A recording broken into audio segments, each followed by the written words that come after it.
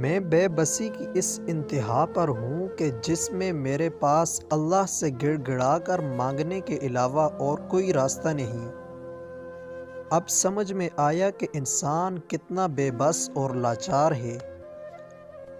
جب خوابوں کی سرزمین پر کوئی بہتر مل جائے تو لوگ اپنی زندگی کے سابقہ بہترین کو محبت، وعدوں اور ارادوں سمیت حقیقت دروازے تک چھوڑ آتے ہیں۔ میں نے دیکھا ہے جب بخت ہار جائے تو انسان کبھی نہ کبھی ختم ہونے والے روگ پال لیتا ہے، ایسے روگ جو نہ جینے کے قابل چھوڑتے ہیں نہ ہی مرنے کے لائق۔ کیا ہوتا ہے رونے سے؟ جیسا ہم چاہتے ہیں ویسا ہو جاتا ہے، نہیں نا؟ تو پھر کیا ضرورت رونے کی؟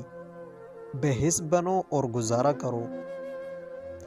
جس نے آپ کو چھوڑ جانے کا ارادہ ہی کر لیا ہو وہ دروازے کی وِد سے بھی نکل جائے گا، اور جو آپ کے قریب آنے کا خواہش مند ہو وہ دیوار سے بھی راستہ بنا لے گا۔